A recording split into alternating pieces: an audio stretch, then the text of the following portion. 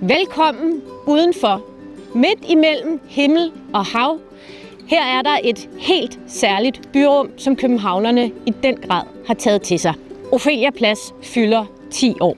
Her har vi delt store øjeblikke som euforien ved EM, det store bål ved Sankt Hans og klassisk på kyssetrappen. For mig der er pladsen her en blå bypark. Bag Ophelia Plads, der står Jordan og Det Kongelige Teater.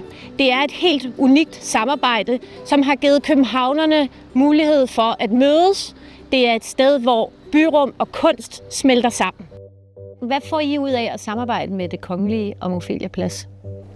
Ja, altså hvis man kigger på det på forhånd, så kan man sige, at det er jo dømt til at gå galt. Man kunne godt have frygtet, om sådan et samarbejde ville være hund og kat, og om vi ville gå hinanden på nerverne. Men vi nærer jo begge virksomheder en dyb interesse og en stor ambition om at skabe en fantastisk by. Jeg synes, det har været fantastisk at opleve præcis det her partnerskab kan.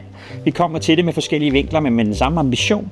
Kasper, hvad tror du, pladsen har betydet for københavnerne? Midsommerfejringerne hvert år ved Sankt Hans er noget helt særligt, hvor virkelig mange mennesker kommer. Og så er det klart, at dengang vi var vært, København var vært for EM i fodbold, der kom der også rigtig mange mennesker på pladsen. Det er jo dejligt, at man kan komme både til sport og kultur, at pladsen kan trække mange mennesker til forskellige oplevelser.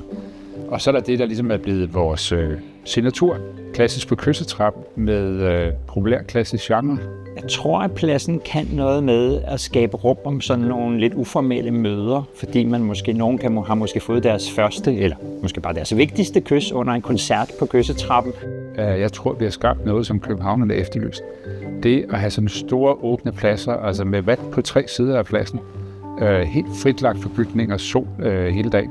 Men det var jo det, vi ville skabe. Det var det åbne rum, hvor der både er plads til kulturelle fællesoplevelser, men hvor der også er plads til at trække vejret og nyde der højt til loftet.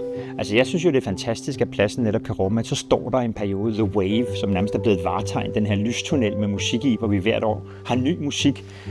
Eller Martin Creeds fantastiske Understanding, som stod på pladsen og blev nærmest et vartegn i en periode. Det her store skilt, som drejede rundt med det her ord Understanding, som var jo helt fantastisk. Hvad har du af tanker om de næste 10 år? Hvad skal der ske med Ophelia Plads?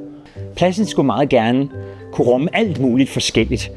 Men det skal alt sammen have ligesom 2 ting til fælles. Det skal have en ambition, en kvalitet, det skal være gjort ordentligt. Men samtidig er det jo ikke i modsætning til, at det skal være åbent og inkluderende, ofte gratis. Hvis jeg kan være med til at udvikle Ophelia Plads til at være en destination, og måske endda gå så langt og så sige, at det kunne blive et vartegn for København, så ville det være helt unikt. Det er lidt store drømme, men lad os se, om det kan lade sig gøre.